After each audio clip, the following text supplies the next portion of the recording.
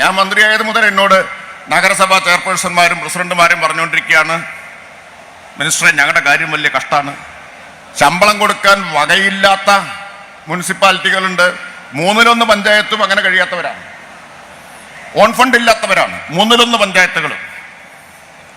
വളരെ ദരിദ്രമാണ് പലരുടെയും സ്ഥിതി. അപ്പൊ ഇവർ കൂട്ടത്തോടെ പറഞ്ഞുകൊണ്ടിരിക്കുകയായിരുന്നു ഞങ്ങളുടെ വരുമാനം വർദ്ധിപ്പിക്കാൻ സഹായകരമായ നടപടി സർക്കാരിൽ നിന്നുണ്ടാവണം. അങ്ങനെ ആലോചിച്ചപ്പോൾ കെട്ടിട നികുതി, വസ്തുനികുതി 2013 പുതുക്കിയത്.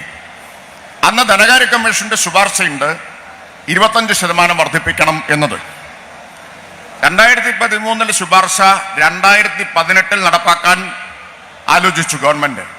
അപ്പൊ നൂറ്റാണ്ടിലെ ഏറ്റവും വലിയ പ്രളയം വന്നു, 2019 മാറ്റി. അപ്പൊ വീണ്ടും പ്രളയം വന്നു, 2020 മാറ്റി. അപ്പൊ കോവിഡ് വന്നു. എല്ലാം കൂടി ഒത്തുവന്നത് ഇപ്പോഴാണ് 2023, 10 കൊല്ലം കഴിഞ്ഞാണ്. ധനകാര്യ കമ്മീഷന്റെ നിർദ്ദേശം 25% കൂട്ടണമെന്നാണ്. 10 കൊല്ലം മുമ്പുള്ള നിർദ്ദേശം. 10 കൊല്ലം കഴിഞ്ഞിട്ട് പോലും സർക്കാർ ചെയ്തത് 5% കൂട്ടിയാൽ മതി എന്ന് തീരുമാനിക്കുകയാണ്. 25% എന്നത് 5% ചുരുക്കി. കാരണം എന്താണെന്നറിയോ? കെട്ടിട നികുതി എല്ലാ 6 മാസം കൂടുമ്പോഴും കൊടുക്കണം, കൊല്ലത്തിൽ 2 തവണ കൊടുക്കണം. പിന്നെന്താണ് ഇവർക്ക് വരുമാനം വർദ്ധിപ്പിക്കാൻ ഒരു മാർഗം? വരുമാനം വർദ്ധിപ്പിക്കാൻ ഒരു മാർഗം, ഒറ്റ മാർഗമേ ഉള്ളൂ. ഒറ്റത്തവണ കൊടുക്കേണ്ട ഒരു ഫീസുണ്ട്, അത് പെർമിറ്റ് ഫീസാണ്. അത് ഒറ്റത്തവണയാണ്.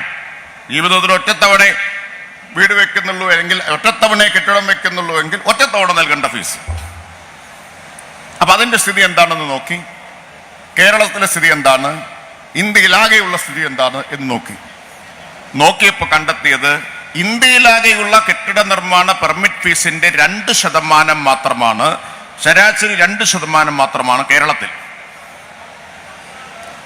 അപ്പോ വർദ്ധിപ്പിക്കാവുന്ന ഒന്നതാണ്, പുതുക്കാവുന്ന ഒന്നതാണ്. വിശദമായൊരു പരിശോധനയും പഠനമൊക്കെ നടത്തി. നമ്മൾ കാലാകാലങ്ങളിലായിട്ട് ഇത് വർദ്ധിപ്പിച്ചിട്ടില്ല, നാമമാത്രമാണ് കേരളത്തിലേത്. മറ്റു സ്ഥലങ്ങളുമായിട്ടൊക്കെ താരതമ്യപ്പെടുത്തിയാൽ അത്ഭുതകരമായിട്ടുള്ള വ്യത്യാസമാണ്. തൊട്ടയൽപക്കത്തെ തമിഴ്നാട്, കർണാടക, ആന്ധ്ര, മഹാരാഷ്ട്ര, UP ഏതെടുത്തോളൂ, കേരളത്തിലാണ് ഏറ്റവും കുറവ്. അപ്പൊ അതൊന്ന് പുതുക്കാം എന്ന് തീരുമാനിച്ചു. പുതുക്കുമ്പോ സാധാരണക്കാരെ ബാധിക്കരുത്, പാവപ്പെട്ടവരെ ബാധിക്കരുത്. അപ്പോൾ 876 സ്ക്വയർ ഫീറ്റ് വരെയുള്ളവരുടെ ചില്ലിക്കാശ് കൂട്ടിയില്ല. നേരത്തെ കെട്ടിട നികുതി നാമമാത്രമായ വർധനവാണ് 5%. അത് 600 സ്ക്വയർ ഫീറ്റ് വരെയുള്ളവർക്ക് പൂർണ്ണമായി ഒഴിവാക്കി, കെട്ടിട നികുതിയേ ഇല്ല, അവരൊരു പൈസ അടയ്ക്കണ്ട. പെർമിറ്റ് ഫീസ് 876 സ്ക്വയർ ഫീറ്റ് വരെയുള്ളത് എന്ന് പറഞ്ഞാൽ 80 സ്ക്വയർ മീറ്റർ വരെയുള്ളത് വർദ്ധിപ്പിച്ചതേയില്ല. പഴയത് എന്താണോ അത് തുടരും.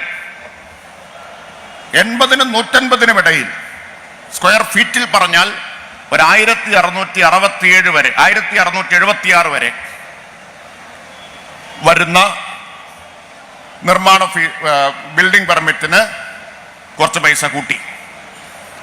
അതിനു മുകളിൽ 3000 വരെ വരുന്നതിന് കുറച്ചുകൂടി കൂട്ടി. 3000-ന് മുകളിൽ കുറച്ച് കാര്യമായി കൂട്ടി. ഉള്ളതുള്ളത് പോലെ പറയാമല്ലോ. ഈ കൂട്ടിയതിൻ്റെ ചില്ലിക്കാശ് സംസ്ഥാന സർക്കാരിനുള്ളതല്ല. അത് ഇവിടെ ഞാൻ ഇവരെല്ലാവരെയും ഇരുത്തി സാക്ഷി നിർത്തി പറയാം, ചില്ലിക്കാശ് സംസ്ഥാന സർക്കാരിനുള്ളതല്ല. കൂട്ടാൻ ഗവൺമെന്റ് തീരുമാനമെടുത്തു. അതിന്റെ ചീത്ത ഞാനിങ്ങനെ കേട്ടുകൊണ്ടേയിരിക്കുകയാണ്. ചീത്ത കേൾക്കാൻ MP രാജേഷും കാശ് കിട്ടാൻ ബുഷ്ര ബഷീറും. അല്ലേ? നഗരസഭയ്ക്കാണ് പൈസ കിട്ടുന്നത്. ഞാൻ തമാശയായിട്ട് പറഞ്ഞെന്ന് മാത്രം, നഗരസഭകൾക്കാണ് എല്ലാം, പഞ്ചായത്തിനും. അതിൽ വിരോധമില്ല. വർദ്ധിപ്പിക്കുന്നത് മുഴുവൻ ആർക്ക് വേണ്ടിയിട്ടാണ്? തദ്ദേശ സ്ഥാപനങ്ങൾക്ക് വേണ്ടിയിട്ടാണ്. അവരുടെ സാമ്പത്തിക സ്ഥിതി കണക്കിലെടുത്തിട്ടാണ്. ഈ നടപടി തദ്ദേശ സ്ഥാപനങ്ങളുടെ വരുമാന വർധനവിനിടയാക്കുക. അതാ ഞാൻ പറഞ്ഞത്. അപ്പൊ വരുമാനം തദ്ദേശ സ്ഥാപനങ്ങൾ വർദ്ധിപ്പിക്കണം.